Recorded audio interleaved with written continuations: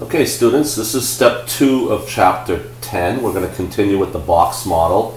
I had just noticed the mistake I made at the end of step 1. This background color was supposed to be a specific color and it didn't show up, and I know why. It was supposed to be A7CE CE. Remember, hexadecimal color codes have to be 6 characters. So I'm going to control S that, and now you'll see when I refresh my page that the background is that color, which was what I was looking for.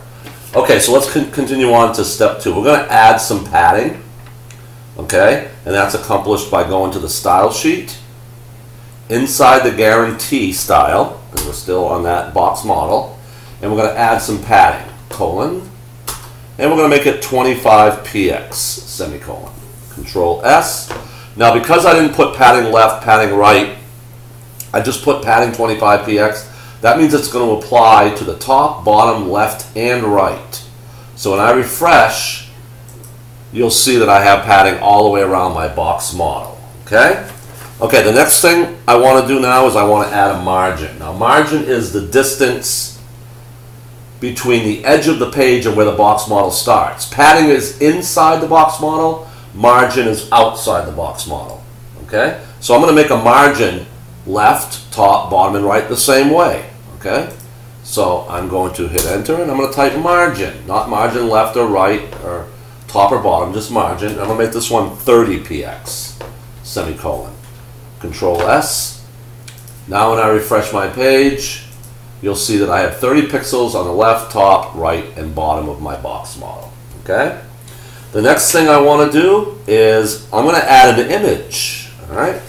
So I have an image of a white snowflake here that I'm going to use as the background image of my box model. Okay?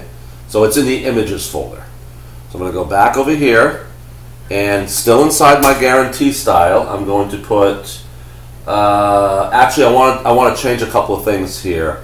I want to add some line height to my box model, and I'm going to make it 1.9 EMs, semicolon, and then I'm going to put font hyphen style, colon, italic, semicolon, and then I'm going to make the font family different, font family, colon.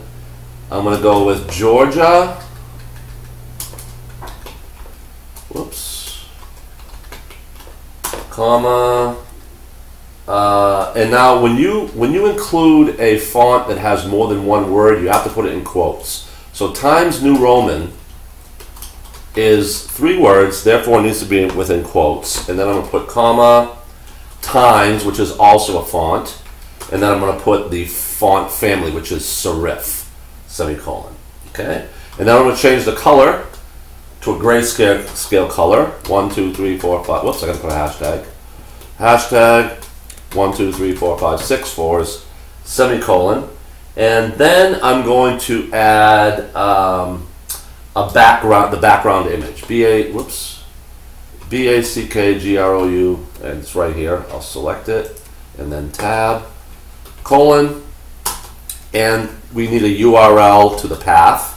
In this case, it's in the images folder. Remember, we're in our HTML page. We link to the HTML page, so the path from the HTML page goes into the images folder / to that picture that I showed you earlier called background.gif. Okay? And then, of course, I need a semicolon at the end of this. So now I'm going to Control S and quickly refresh my page to show you how this looks now with the image. But the problem is it looks very busy. Okay? Very busy. And it's just not going to work. So what we're going to do is we're going to control the image so that it doesn't repeat. Okay? So here's what we're going to do. We're going to go back to the CSS page inside the guarantee style, and we're going to add another style called background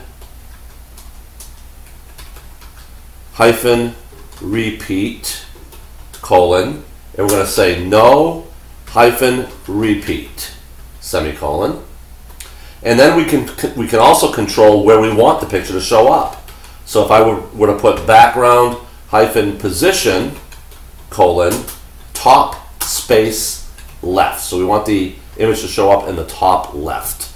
Control S, and now when I refresh, you'll see that it's not repeated and it's showing in the top left. So just to show you how we can control that, I'll change this to top left to bottom right. Control S, and then when I refresh the page, you'll see, oops, it's not in the bottom right. What did I do wrong? Bottom right.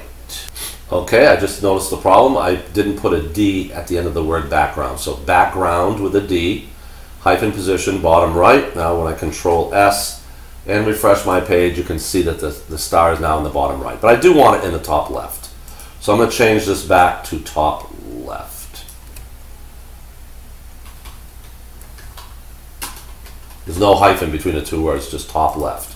So control S and let's refresh to make sure our image is now back here in the top left. Okay?